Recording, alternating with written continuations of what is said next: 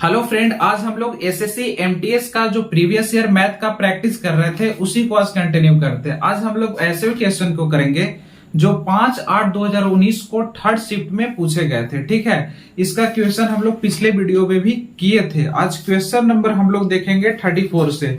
ठीक है, आप क्वेश्चन को पढ़िए। क्वेश्चन नंबर 34 हमारा है सीआई से रिलेटेड है। ठीक है, यानी चक्रवृद्धि ब्याज से रिलेटेड है।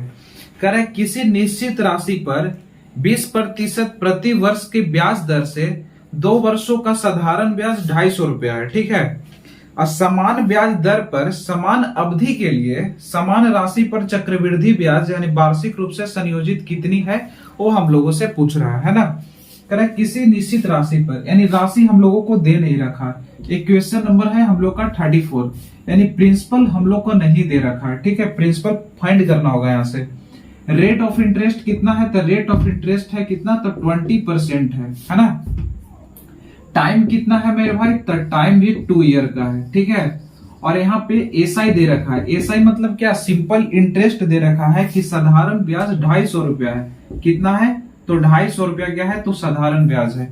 यहाँ से प्रिंसिपल फाइंड हो जाएगा। हाँ, सिंपल इंटरेस्ट इक्वल टू क्या होता है, P into R into T होता है या नहीं होता है, बिल्कुल होता है। सिंपल इंटरेस्ट कितना दे रखा है, 250, तो 250 इक्वल टू प्रिंसिपल कितना है, नहीं है तो प्रिंसिपल के जगह पे P रख लेंगे। ठीक है, रेट ऑफ इंटरेस्ट कितना है, तो 20%। रेट ऑफ इंटरेस्ट कितना है, तो 20%। टाइम कितना है मेरे भाई, तो 2 वर्ष है, 2। रेट ऑफ इंटरेस्ट हमेशा क्या रहता है, परसेंट में रहता है, तो परसेंट हटाएंगे तो क्या लिखेंगे, नीचे 100 लिखेंगे, है ना। इसको जब काट छाट मचाएंगे 20-25 कितना हो जाएगा, तो 100। ठीक है, इसको से काट जाएगा कितने बार, 12 दूनी को 24, 1 बच गया तो 10, यानी 2 बचे 10, यानी 125। और प्रिंसिपल यहाँ से कितना आ जाएगा, प्रिंसिपल इक्वल टू कितना आ जाएगा, 125 में 5 से मल्टीप्लाई करेंगे तो कितना आ जाएगा, 625। वेरी गुड, कितना आ जाएगा, 625। यानी हम लोगों को यहाँ से क्या निकल गया, तो प्रिंसिपल निकल गया। क्या निकल गया, प्रिंसिपल निकल गया कितना, तो 625, है ना। तो प्रिंसिपल फाइंड हो गया हम लोगों का, है ना। क्या हो गया, प्रिंसिपल कितना आ गया, तो 625 आ गया। अब जो क्वेश्चन में पूछा है, कह रहा है कि समान ब्याज दर पर, मतलब रेट ऑफ इंटरेस्ट क्या होना चाहिए, यही होना चाहिए, यानी 20%। समान अवधि के लिए, यानी टाइम भी कितना है, तो 2 वर्ष है। ठीक है ना। और समान राशि पर, मतलब राशि कौन सा है, यानी प्रिंसिपल कितना, 625 पर चक्रवृद्धि ब्याज कितना होगा वो हम लोगों से पूछ रहा है। तो 625 है ना, 625 का 10% कितना होगा, 2 वर्ष है ना। 625 का कितने वर्ष है, 2 वर्ष, यानी पहले वर्ष कितना हो जाएगा, ये पहले वर्ष लग रहा है। तो 625 का 10% कितना होगा, तो लास्ट डिजिट से यानी वंस प्लेस के बाद पॉइंट लगा देंगे, 62.5 हो जाएगा कितना, 10%। लेकिन हमको निकालना कितना है, 20%। तो 62.5 का डबल कर देंगे, तो डबल करेंगे तो कितना आ जाएगा मेरे भाई, 125। तो दूसरे वर्ष में इंटरेस्ट कितना होगा, 125 होगा या नहीं होगा, बिल्कुल होगा। ठीक है, लेकिन दूसरे वर्ष क्या होगा, चक्रवृद्धि ब्याज में क्या होता है, ब्याज पर ब्याज दिया जाता है। तो 125 पर फिर से क्या दिया जाएगा, ब्याज दिया जाएगा। कितना, कितने रेट ऑफ इंटरेस्ट के हिसाब से, तो 20%, है ना। तो 10% कितना हो जाएगा, 12.5 हो जाएगा, यानी 12.5 हो जाएगा कि नहीं हो जाएगा, बिल्कुल हो जाएगा। जब 10% 12.5 हो रहा है तो 20% कितना होगा, तो 12.5 का डबल कर लेंगे, यानी कितना हो जाएगा, तो 25 हो जाएगा। कोई समस्या नहीं। हम लोगों से पूछा कि चक्रवृद्धि ब्याज कितनी है, तो चक्रवृद्धि ब्याज यही है ना। ठीक है, तो 125 कितना हो गया, 250, और 250 और 25 कितना हो जाएगा, तो 275। यानी हमारा सही आंसर कितना हो जाएगा, तो 275 हमारा सही आंसर हो जाएगा। क्या आपके ऑप्शन में है, हाँ, ऑप्शन नंबर ए में है, यानी 34 का ए, 34 का ए। ठीक है, एक क्वेश्चन नंबर 34 था और ऑप्शन नंबर क्या, इसका आंसर आ गया ए। ऑप्शन क्या हो गया, ए। ठीक है, अब हम लोग क्वेश्चन नंबर 35 देखेंगे। 35 क्वेश्चन सिंप्लीफाई है, आप इसको कर लीजिएगा। ठीक है ना। अब हम लोग क्वेश्चन 36 देखेंगे। ठीक है, कौन सा क्वेश्चन देखेंगे, 36। अगर आपको ये वीडियो अच्छा लगेगा तो प्लीज आप वीडियो को लाइक कर दीजिएगा और चैनल को सब्सक्राइब कर लीजिएगा। ठीक है, ताकि जो हम आगे वीडियो अपलोड करेंगे ताकि आपके पास जल्दी पहुंच जाए, ठीक है। इसलिए आप चैनल को सब्सक्राइब कर लीजिएगा, ठीक है। क्वेश्चन नंबर 36 देखिएगा, कह रहा है क्या, 2000 रुपया की राशि को चक्रवृद्धि ब्याज यानी वार्षिक रूप से संयोजित पर निवेश किया जाता है। क्वेश्चन नंबर कौन सा हमारा है, तो 36 है। 2000 रुपया की राशि है, कितना है, 2000 रुपया की राशि, यानी प्रिंसिपल दे रखा है कितना, तो 2000, ठीक है। यदि ब्याज का दर कितना है, 10%, यानी रेट ऑफ इंटरेस्ट कितना दे रखा है मेरे भाई, तो 10% है रेट ऑफ इंटरेस्ट। टाइम कितना दे रखा है, तो 30 माह, 30 माह यानी 30 मंथ है। क्या इसको ईयर में कन्वर्ट कर सकते हैं, तो ईयर में कन्वर्ट करेंगे तो कितना लिखेंगे बताइए, 12 दूनी को 24 और 24 6 30, है ना। यानी 2.5 वर्ष लिख सकते हैं, 2:1/2 ईयर लिख सकते हैं, नहीं लिख सकते, ठीक है। यानी टाइम कितना दे रखा है, 2.5 वर्ष। अब इसको बताइए, 2000 रुपया की राशि था, कितना राशि था, 2000 रुपया की राशि था, ठीक है। इस पे 10%, तो इसका 10% कितना हो जाएगा, पहले वर्ष कितना मिल जाएगा, दूसरे वर्ष, और दूसरे वर्ष मिल गया हाफ वर्ष, है ना। तो तीसरे वर्ष तो नहीं लिख सकते, लेकिन तीसरे का हाफ लिख सकते हैं ना, तीसरा का हाफ लेना होगा। 2000 का 10% कितना होगा, तो 2000 का 10% कितना हो जाएगा, 200 रुपया मिलेगा। दूसरे वर्ष भी कितना मिलेगा, 200 रुपया मिलेगा, और तीसरे वर्ष भी कितना मिलेगा, 200 मिलेगा, नहीं, कितना मिलेगा, 100 रुपया मिलेगा, हाफ मिलेगा। रेट ऑफ इंटरेस्ट क्या हो जाएगा, हाफ हो जाएगा। क्यों, क्योंकि टाइम भी तो हाफ है ना, थर्ड वर्ष पूरा थोड़ा है, थर्ड का हाफ है ना। फिर क्या होगा, दूसरे वर्ष इस पे इंटरेस्ट मिलेगा। सीआई में क्या होता है, ब्याज पर ब्याज मिलता है ना, सीआई में क्या होता है, ब्याज पर ब्याज मिलता है। तो इस पे मिलेगा कितना, 10% के हिसाब से, क्योंकि ये वर्ष तो पूरा है ना, तो 10% के हिसाब से मिलेगा, तो कितना मिलेगा, 20 मिलेगा, ठीक है। और तीसरे वर्ष क्या मिलेगा, इस पे पहले मिलेगा, तो इसको कितना मिल जाएगा, 10 मिलेगा, हाफ ही ना, रेट क्या हो जाएगा, हाफ हो जाएगा। क्यों, क्योंकि टाइम भी क्या है, हाफ ईयर है, मतलब 1/2 ईयर है ना। तो 10 हो गया, फिर इस पे 10 मिलेगा, फिर इस पे 5% मिलेगा, तो कितना हो जाएगा, 1। इस पे 5% मिलेगा, तो कितना हो जाएगा, 1, ठीक है। हम लोगों से पूछा क्या था इसमें, मिश्रधन बताइए। तो पहले देख लीजिए कि सीआई कितना हुआ, तो 200, 200, 400, एक 500, 540, एक 41, यानी कंपाउंड इंटरेस्ट हमको मिला यहाँ से कितना, 541 मिला, ठीक है ना। तो मिश्रधन निकालने के लिए क्या करते हैं, मिश्रधन निकालने के लिए क्या करेंगे, प्रिंसिपल प्लस कंपाउंड इंटरेस्ट को ऐड कर देंगे, है ना। प्रिंसिपल प्लस कंपाउंड इंटरेस्ट, तो प्रिंसिपल कितना है हमारा मेरे दोस्त, तो 2000, है ना। कंपाउंड इंटरेस्ट कितना है, 541, तो दोनों को सम कर देंगे, तो क्या 2541 हमारा ऑप्शन में है, 2541 जो हमारा ऑप्शन सी में है ना। जो आप लोग का क्वेश्चन में टिक भी किया होगा, पेन से मार्क किया होगा, है ना। क्वेश्चन नंबर अब हम लोग 37 को देखेंगे, ठीक है। क्वेश्चन नंबर 37 देख रहे होंगे आप लोग, बहुत ही इजी क्वेश्चन है ना। क्या बोला, दिए गए आंकड़े की माध्यिका निकालिए। तो माध्यिका निकालने का मतलब क्या हुआ, आप उसका औसत निकालिए। तो औसत निकालने के लिए क्या करते हैं, जो संख्या दे रखा है उसका कुल योग निकालते हैं, कुल योग निकालते हैं।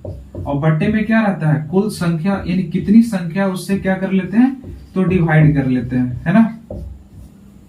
तो कुल योग निकालने के लिए क्या होगा, कितना नंबर दे रखा है, 6, 2, 3, 5, 9, 4, 8, 7, इसको सम कर लीजिए। तो 6, 2 कितना हो गया, 8, 8, 3 कितना हो गया, 11, 11, 5 कितना हो गया, 16, 16, 9, 25, और 25, 4, 29, 29 और 31 हो गया, तो 37 हो गया, और 37 और 7 कितना हो जाएगा, तो 44 हो जाएगा। कितना हो जाएगा, 44। टोटल नंबर कितना है, तो 1 2 3 4 5 6 7 8, ठीक है। 8 5 से कितना हो गया, 40.5, 8 यानी 5.5 हमारा क्या हो जाएगा, सही आंसर हो जाएगा, जो हमारे ऑप्शन ए में दे रहे हैं। क्वेश्चन नंबर 39 देखेंगे, ठीक है। कह रहा है क्या, एक रेलगाड़ी किसी स्थिर खंबे यानी स्टेशनरी पोल को पार करने में 1 मिनट का समय लेती है। यानी स्टेशनरी पोल को पार कर रही है ट्रेन, यानी खुद का लेंथ को ही पार कर रही है ना। हाँ, किसी पुल जिसकी लंबाई रेलगाड़ी की लंबाई से दोगुनी है, तो पार करने में रेलगाड़ी को कितना समय लगेगा सेकंड में, वो हम लोगों को से पूछ रहा है, ठीक है। इसको औरली भी बनाया जा सकता है, लेकिन आप पहले देख लीजिए 39, ठीक है। कह रहे एक रेलगाड़ी है किसी स्थिर खंबे को यानी स्टेशनरी पोल को पार करने में 1 मिनट का समय लगा रही है, ठीक है, रेलगाड़ी का तो लेंथ नहीं दे रखा ना, तो रेलगाड़ी की लंबाई क्या कर लेंगे तो मान लेंगे, रेलगाड़ी की लंबाई यानी रेल की लंबाई क्या कर लेंगे तो मान लेंगे कितना, x मीटर।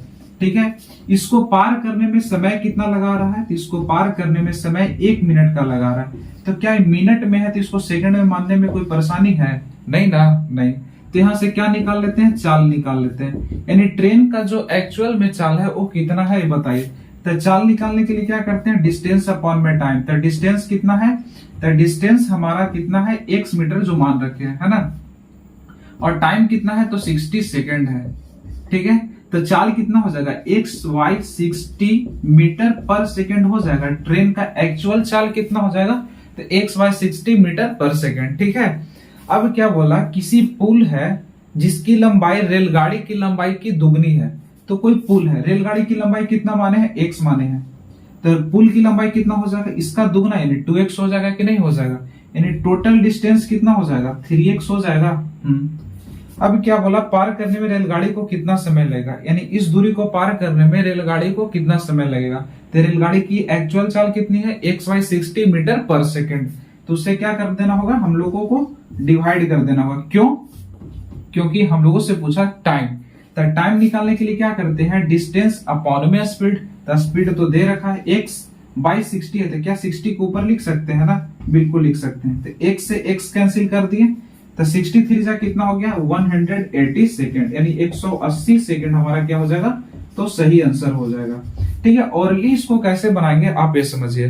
कह रहा है एक रेलगाड़ी है जो किसी स्थिर खंबे को 1 मिनट में पार कर ले रहा है। रेलगाड़ी का तो लेंथ नहीं दे रखा है, ठीक है, और उससे दुगना पुल का लेंथ है। तो अगर x मानेंगे, यानी x मीटर लेंथ अगर ट्रेन का होगा तो 1 मिनट में पार कर रहा है, उसका डबल होगा कि क्या, पुल। तो पुल को पार करने में कितना लेगा, 2 मिनट लेगा, और खुद को पार करने में कितना लेगा, 1 मिनट लेगा। तो 3 मिनट पार करने में लेगा, यानी 180 सेकंड आ जाएगा कि नहीं आ जाएगा, बिल्कुल आ जाएगा। ठीक है, इसका ऑप्शन नंबर डी हमारा क्या हो जाएगा, सही आंसर हो जाएगा। क्वेश्चन नंबर 40 देखिएगा, कह रहा है क्या, किसी वस्तु को 10% का छूट दिया जाता है ना, किसी वस्तु को 10% और 20% की 2 क्रमिक छूटों पर बेचा जाता है। यदि विक्रय मूल्य 1080 रुपया है तो अंकित मूल्य क्या है। तो कोई वस्तु है जिसका मार्क प्राइस मान लेते हैं कि 100 है, मार्क प्राइस कितना मान लेते हैं कि 100 है, इस पर पहले 10% का छूट दिया गया। तो 100 का 10% कितना होगा, 10। तो जब 10 का छूट दिया मतलब उस वस्तु को बेच कितना में रहेगा, तो 90 रुपया में बेच रहा होगा। फिर इसको 20% का छूट दिया, तो 20% का छूट दिया मतलब कितने का छूट दिया, तो 90 का 20% कितना हो जाएगा, तो 90 का 10% कितना होगा, पहले ये देख लीजिए। तो 9 दूनी को 18, यानी 18 का छूट देगा तो कितना में बेचेगा, 72 में बेचेगा ना, हाँ 72 में बेचेगा। ठीक है ना, कहा यदि विक्रय मूल्य 1080 रुपया, हमें किताब में दे रखा है कि इसका विक्रय मूल्य कितना है, तो 1080 रुपया है, हम लोगों के अकॉर्डिंग कितना है, 72 रुपया में है, और जिससे निकालना उसे क्या कर लेते हैं, तो बगल में गुना कर लेते हैं। अंकित मूल्य कितना है, तो अंकित मूल्य कितना माने हैं, 100। तो 100 से क्या कर लेंगे, इसको मल्टीप्लाई कर लेंगे, है ना। ये कितने बार में जा रहा है, 9 8 72 है ना, 9 एकम 9, 9 दूनी को 18, 120, अब 15 8 120 होता है ना, हाँ, यानी 15 8 120, और 15 इंटू 100 करेंगे तो क्या होगा, 1500, यानी 1500 हमारा क्या हो जाएगा, तो सही आंसर हो जाएगा, जो कि ऑप्शन नंबर ए में दे रखा है। ठीक है, आप इसको नोट डाउन कर लीजिए, आप इसको समझिए। ठीक है, एग्जाम नजदीक आ गया, आपका एग्जाम शायद हो भी गया होगा, नहीं तो अभी आने वाला होगा। ठीक है, क्वेश्चन नंबर 41 देखिएगा, कह रहा है क्या, टाइम एंड वर्क से रिलेटेड है, आप इसको वीडियो को पॉज करके बना भी सकते हैं। ठीक है, कह रहा है ए बी और सी किसी कार को अकेले अकेले उसे 12 24 और 36 दिन में पूरा कर लेते हैं। ठीक है, ए है, बी है और सी है। ठीक है, 12 24 और 36 दिनों में से क्या कर सकते हैं, तो पूरा कर सकते हैं। ठीक है, तो सबसे पहले क्या निकालते हैं, टोटल वर्क निकालते हैं। क्या निकालते हैं, टोटल वर्क। तो 12 24 और 36 का एलसीएम कितना हो जाएगा, तो 72 हो जाएगा। कितना हो जाएगा, 72। तो इसका आप क्या निकाल लेंगे, कार्य क्षमता, यानी कार्य क्षमता यानी इफिशियंसी निकाल लेंगे, है ना। ठीक है, इफिशियंसी निकाल लेंगे। तो 12 छक कितना हो गया, 72, 24 तिया कितना हो गया, 72, 36 दूनी को कितना हो गया, 72। अब क्या बोला, वे मिलकर उसी कार्य को पूरा कर सकते हैं, पूरा कर 3000 ₹3,850 प्राप्त कर सकते हैं। 3,850 रुपया प्राप्त कर सकते हैं। देखिए, जो पैसा बटेगा ना, उनके इफिशियंसी के अकॉर्डिंग बटेगा, उनका कार्य क्षमता कितना है इसके अनुसार पैसा बढ़ता है। ठीक है, तो किताब बोला, मतलब क्वेश्चन में बोला क्या, 3,850 रुपया पैसा बांटना है। किसके बीच बटेगा? ए, बी और सी के बीच बटेगा। तो इनके किसके अकॉर्डिंग बटेगा पैसा? इफिशियंसी के अकॉर्डिंग बटेगा। तो 6, 3, 9 और 9 2 कितना हो गया? 11। और जिसके बारे में पूछ रहा होगा उसको क्या कर देंगे? बगल में मल्टीप्लाई कर देंगे। बी तथा सी के हिस्से की राशियां में कितना अंतर है? बी यहाँ और सी यहाँ, इसके राशि में कितने का अंतर है? तो 3 यहाँ है और यहाँ 2 है, तो कितने का अंतर है? 1 का अंतर है ना मेरे भाई। तो 1 से मल्टीप्लाई कर देंगे। ठीक है, 11 तिया कितना हो गया? 33। 11 पचे 55 यानी 350, यानी 350 रुपया का बी और सी के आय में क्या है? तो अंतर है। ऑप्शन नंबर हमारा हो जाएगा ए। ठीक है, 41 का ए। ठीक है,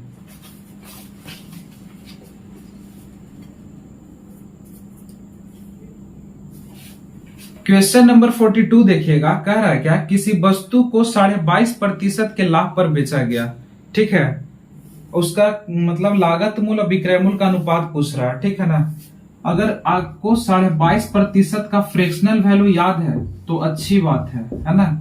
22.5% का फ्रैक्शनल वैल्यू होता है 9/40। ठीक है, कितना होता है? 9/40। अगर आपको क्या पूछ रहा था? लागत मूल्य विक्रय मूल्य। अगर आपको 22.5% का फ्रैक्शनल वैल्यू याद है तो अच्छी बात है, अगर नहीं याद है तो और अच्छी बात है। वो कैसे? देखिए, 22.5% है ना, प्रतिशत हटाएंगे तो नीचे 100 लिखेंगे, पॉइंट हटा देंगे तो लिखेंगे 0 एक और। ठीक है, तब 5 चौको 20 और 5 25, 5 दूनी को 10 तो डबल 0, 5 चौको 20 और 5 नमा 45, तो 9/40 आ गया कि नहीं आ गया? ठीक है, कितना आ गया?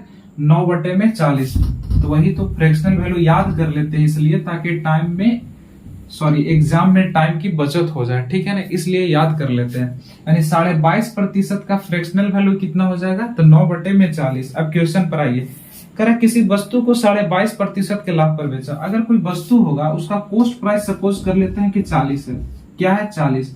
तो 40 का 22.5% निकालेंगे ना तो क्या होगा? 9 आएगा। तो सेलिंग प्राइस कितना हो जाएगा? लाभ पर बेचा ना, तो 40 में 9 को क्या कर लेंगे? ऐड कर लेंगे, मतलब 49।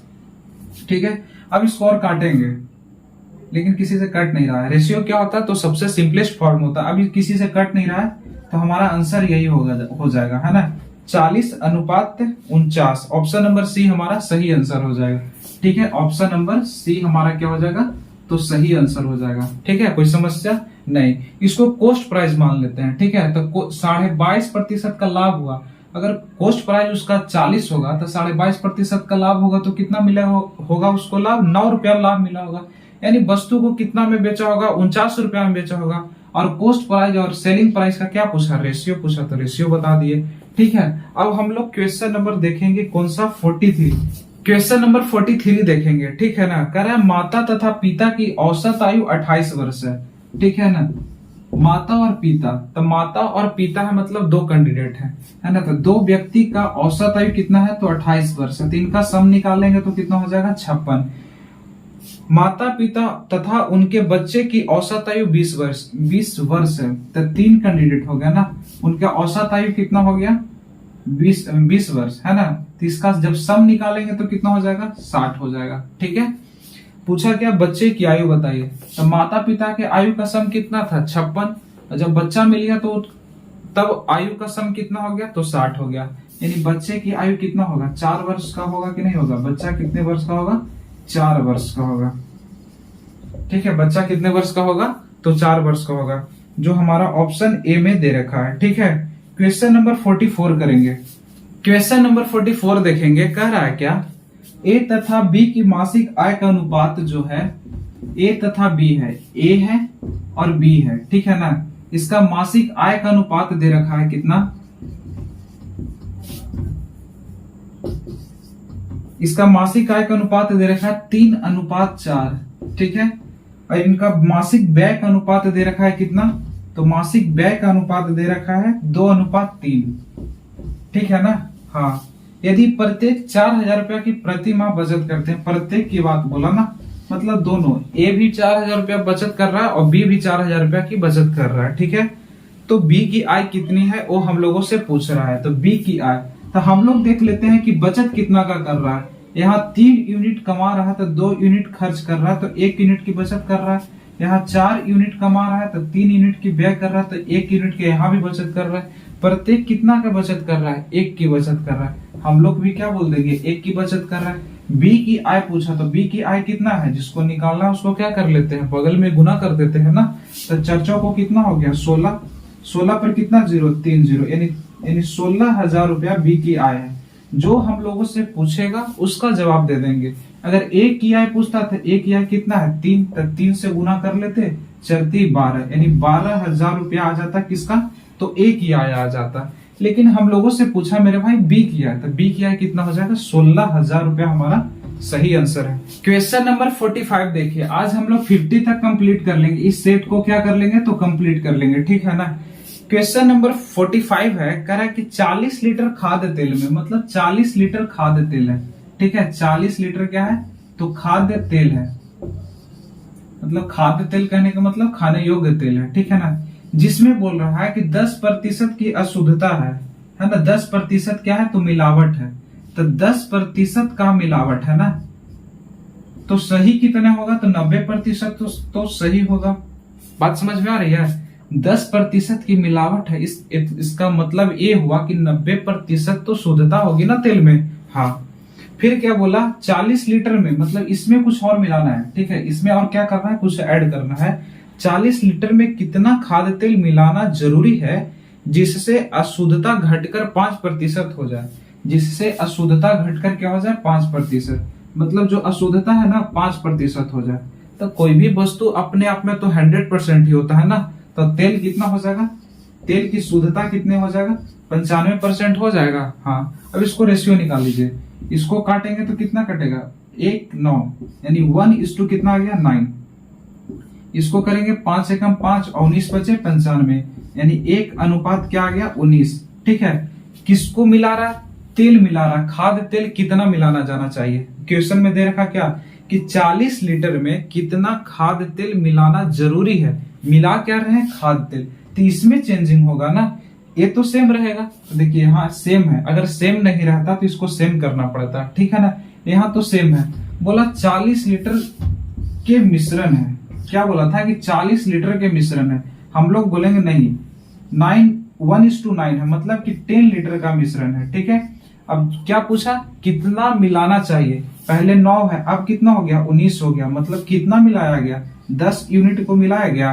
तो 10 से क्या कर देंगे? गुना कर देंगे। 10 से 10 कैंसिल हो गया, तो क्या आ गया?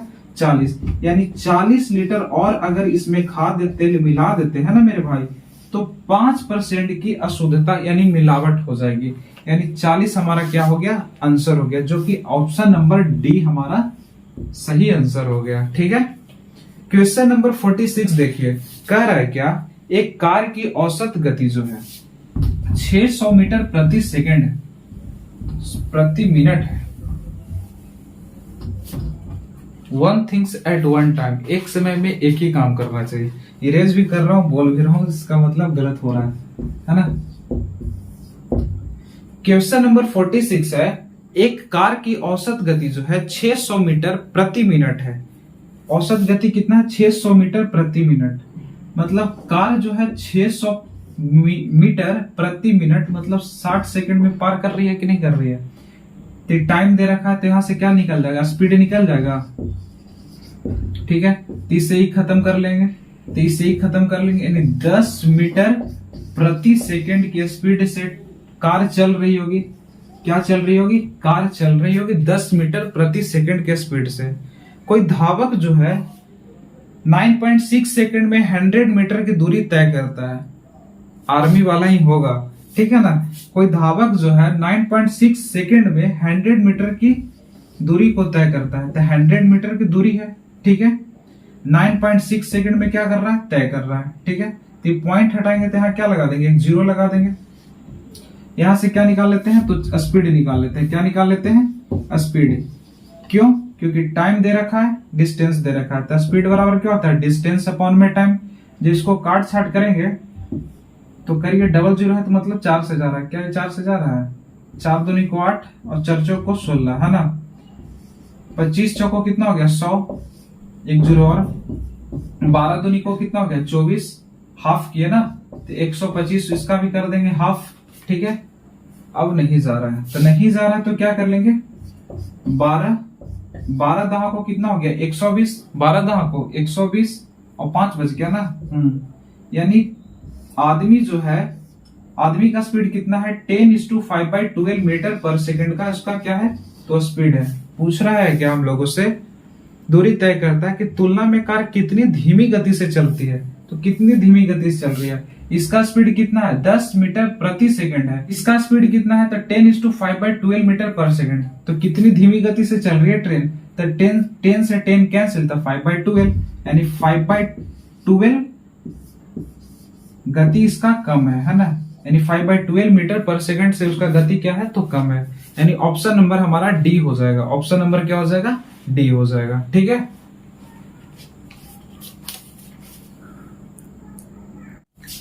क्वेश्चन नंबर 47 देखिएगा, ठीक है ना। हम लोग सारे क्वेश्चन कैसे क्वेश्चन कर रहे हैं? सारे क्वेश्चन प्रीवियस ईयर का है ना, जो 5/8/2019 को थर्ड शिफ्ट में पूछे गए थे।